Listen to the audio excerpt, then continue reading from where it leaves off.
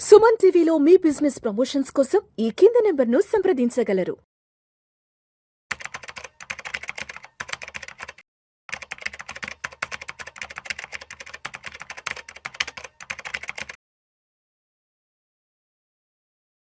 Sir బ్రహ్మచారి గారు నమస్తే sir. నమస్తే విష్ణు. ఇప్పుడు యుఎస్ ఫెడరల్ రిజర్వ్ పాలసీ కూడా మార్కెట్లకి ఇబ్బంది పెట్టే అవకాశం ఉందంటారు ఇప్పుడున్న మార్కెట్ ఫ్లోని? అవేం ఉండదు. బేసిక్గా రిజర్వ్ బ్యాంక్స్ అంటే బేసిక్గా సెంట్రల్ బ్యాంక్స్ అన్నిట్లో కూడా ఒక ఏమంటాం అంటే ఇంట్రెస్ట్ రేట్ సైకిల్స్ అంటాం. బేసిక్గా ఇంట్రెస్ట్ రేట్ సైకిల్స్ అంటే ఇంట్రెస్ట్ రేట్స్ పెరగడం లేదా తగ్గడం అనేది. అక్కడ ఏంటంటే ఇంట్రెస్ట్ రేట్స్ తగ్గించమని అడుగుతున్నాడు ట్రంప్. తగ్గించకపోతే నువ్వు ఇక్కడి నుంచి వెళ్ళిపోమని చెప్పి జెరోమ్ పవల్ని తీసుకెళ్ళిపోయి వేరే వాళ్ళని పెడుతున్నారు ఇప్పుడు. సో ఇంట్రెస్ట్ రేట్ సైకిల్ తగ్గడం వల్ల ఏమవుతుంది, అల్టిమేట్గా ఒక సెక్టర్కి మీకు ఫండ్ అవైలబిలిటీ పెరుగుతుంది. అంటే కాస్ట్ ఆఫ్ ఫండ్స్ అంటాం. బేసిక్గా మీకు ఒక ప్రాజెక్ట్ మీరు ఎగ్జిక్యూట్ చేయాలంటే మీకు ఫండ్ రైజింగ్ కావాలి. ఆ ఫండ్ రైజింగ్ డెట్ నుంచి కొంత వస్తుంది, మిగతా ఇన్వెస్టర్స్ తీసుకుంటారు. డెట్ ఫండింగ్ ఏదైతే జరుగుతుందో దాని మీద కాస్ట్ ఆఫ్ ఫండ్ అంటాం.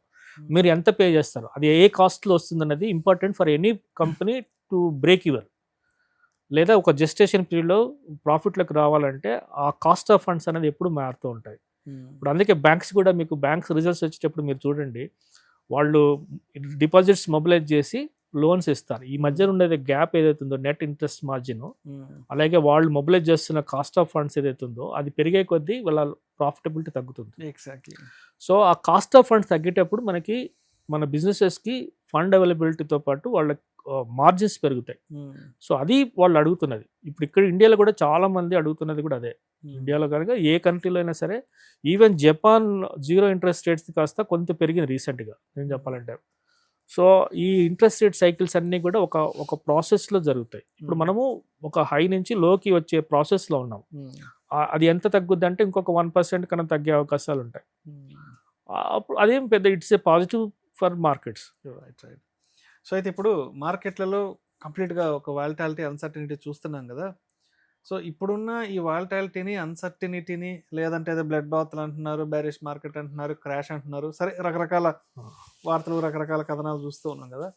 సో ఇప్పుడున్నటువంటి ఈ మార్కెట్ సినారియోని దృష్టిలో ఉంచుకొని దీన్ని ఒక ఆపర్చునిటీగా తీసుకుని మార్కెట్లోకి రావాలి అనుకున్న వాళ్ళకి, లేదంటే దీన్ని చూసి భయపడి మార్కెట్లకు దూరంగా వెళ్ళిపోవాలి అనుకునే వాళ్ళకి మీరేం చెప్తారు? ప్రిపేర్డ్నెస్ అండి. First thing preparedness. ఇప్పుడు ఆపర్చునిటీస్ చాలా కనపడుతున్నాయి మీకు. మనకు మొత్తం మార్కెట్లో దాదాపు 60 to 80% of the stocks below 200 DMA, below 100 DMA నడుస్తున్నాయి. That is called as a oversold condition అంటాం. మార్కెట్ ఎప్పుడు ఎక్కువ కాలం ఓవర్సోల్డ్ కండిషన్లో ఉండదు. సో ఈ కండిషన్ని ఒక ఆపర్చునిటీ కింద తీసుకోవాలి. మీకు ఇంకొక విషయం కూడా చెప్తారండి. మనకి రీసెంట్గా వచ్చిన లో 23,741, అది లాస్ట్ ఇయర్ జూలైలో వచ్చిన లో. అది బ్రీచ్ అయినంత కాలం మీరు స్టాగర్డ్ ఇన్వెస్ట్మెంట్ చేస్తూనే ఉండాలి. అది బ్రీచ్ అవుతే then the market will extend the consolidation or counter trend or bearish trend for another 1 year, 1.5 year extend అయిపోతుంది. సో అంత ప్రొలాంగ్డ్ ఉంటుందని నేను అనుకోవట్లేదు. సెకండ్ థింగ్ ఏంటంటే, ఏ ఎకానమీ అయినా సరే స్లంప్లో ఎక్కువ కాలం ఉండదు. ఇప్పుడు మనకి ఎక్స్పెక్టేషన్స్ ఎలా ఉంటాయంటే, మన కంట్రీ 7 to 8% గ్రోత్ అవుతుంటుంది, మనకు రిటర్న్స్ మాత్రం 100% కావాలి కదా. సో ఈ 8% గ్రోత్లో ఏ సెక్టర్స్ బాగా పెర్ఫామ్ చేస్తున్నాయి, ఏ సెక్టర్స్ లాగార్డ్గా ఉన్నాయి, అంటే అండర్ పెర్ఫార్మెన్స్గా ఉన్నాయి లేదా నెగిటివ్గా ఉన్నాయి అనేది కావాలి. ఆ సెక్టర్స్లోకి వెళ్ళి అందులో ఉన్న లీడింగ్ స్టాక్స్ ఏమున్నాయో చూడాలి, కంపెనీస్ ఏమున్నాయో చూడాలి.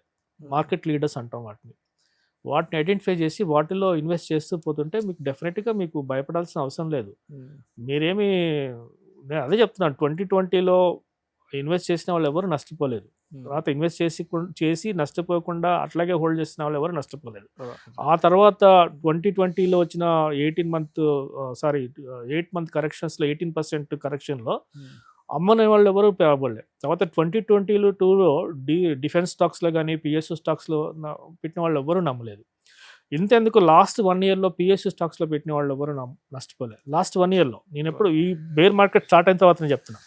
మనం లాస్ట్ ఇంటర్వ్యూలో మనం ఒకటి చెప్పాము, పిఎస్సి బ్యాంక్స్ లో మంచి Hmm. బ్రేక్అవుట్ రాబోతుంది, అవును, బాగా exactly. బులిష్ గా ఉండబోతుంది అని చెప్పి మన అక్టోబర్ లో అక్కడి నుంచి ఇప్పుడు 40% ర్యాలీ వచ్చింది. ఎగ్జాక్ట్లీ ర్యాలీ వచ్చింది. సో ఇది కూడా జరిగింది ఈ మార్కెట్ లోనే.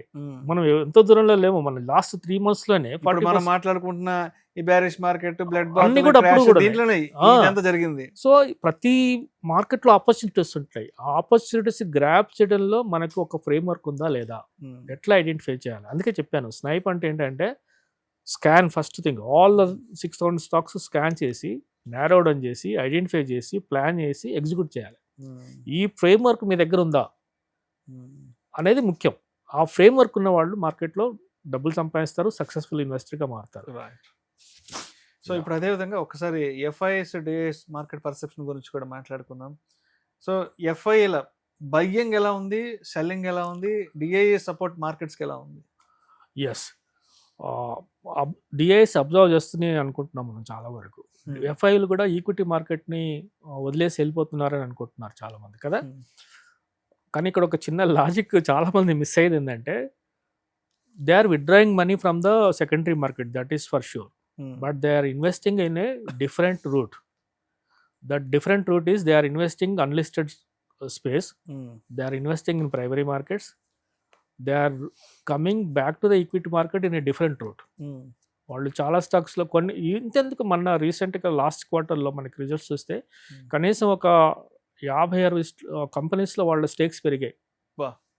అంటే వాళ్ళ హోల్డింగ్ పెరిగింది.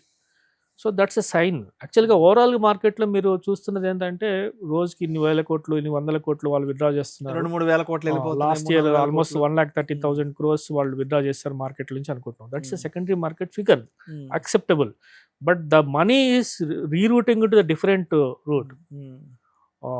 వాళ్ళు వెంచర్ క్యాపిటల్ చేస్తున్నారు, వాళ్ళు తర్వాత ఇంక్యుబేషన్ చేస్తున్నారు. వాళ్ళు ఇంకొకటి కూడా నేను రీసెంట్గా వినేది ఏంటంటే funding for the new age projects. ఇవన్నీ కూడా వాళ్ళు రూట్స్ మారిపోయింది. అది మరి వాళ్ళు government categorisation I doubt it. వాళ్ళు ఎఫ్డిఐ కింద చూస్తున్నారా, ఎఫ్ఐ కింద చూస్తున్నారా, ఐ డౌట్ ఇట్. బట్ కొంతవరకు అయితే ఎగ్జిట్ అవుతున్న మాట వాస్తవం, కానీ but they are rerouting it the money. నేను అందుకే చెప్తాను, money never leaves the market, it shifts from one place to other place. And ఇంకొక విషయం కూడా కొంచెం స్పష్టంగా చెప్పండి. సో ఎఫ్ఐల బయింగ్ అనేది అంటే సెక్టోరియల్ ప్రిఫరెన్స్ అంటే మెయిన్ ఫోకస్ ఏ సెక్టార్స్ మీద ఉంది ప్రజెంట్ ఇప్పుడున్న మార్కెట్స్ అనాలిసిస్? అంటే ఎక్కువ ఎఫ్ఐ ఇన్వెస్ట్మెంట్ పెనిట్రేషన్ ఎక్కువ ఏ సెక్టార్స్లో జరుగుతుంది? ఇప్పుడు మెటల్స్లో కొంత బాగా పాజిటివ్గా ఉందండి. సెకండ్ థింగ్ పిఎస్యు బ్యాంక్స్లో ఉంది. థర్డ్ మాకు ఉన్న అంచనా ప్రకారం ఏంటంటే ఫినాన్షియల్ సెక్టర్స్లో కూడా ఉంది. అంటే ఎన్బిఎఫ్సి సెక్టర్స్లో పర్టికులర్గా ఏఎంసీస్లో ఉంది. అసెట్ మేనేజ్మెంట్ కంపెనీస్ ఒక కేటగిరీ దాంట్లో. అగైన్ వాటిల్లో ఎఫ్ఐ స్టేక్స్ పెరుగుతున్నాయి. తర్వాత సెక్టర్ రొటేషన్ కూడా క్యాష్ ఫ్లోస్ వస్తున్నాయి, దాంట్లోకి మొమెంటం బిల్డ్ అయింది, రిలేటివ్ స్ట్రెంత్ ఉంది, వాటిల్లో ఫ్రెష్ మనీస్ వస్తున్నాయి ఈ సెక్టర్స్లోకి. Right sir. Right sir. Thank you so much Brahmachari గారు. ప్రెసెంట్ మార్కెట్స్ ఏ ట్రెండ్స్ మీద ఉన్నాయి, ఏంటి, ఎఫ్ఐల బయింగ్ అండ్ సెల్లింగ్, అదేవిధంగా డిఐ ఇన్వెస్ట్మెంట్ పెనిట్రేషన్ ఎలా ఉంది, అండ్ మేజర్గా 2026లో మార్కెట్స్కి ఉన్న పెద్ద ఛాలెంజెస్ ఏంటి అనే దాని గురించి చాలా చక్కగా తెలియజేశారు. Thank you so much Brahmachari గారు. Thank you.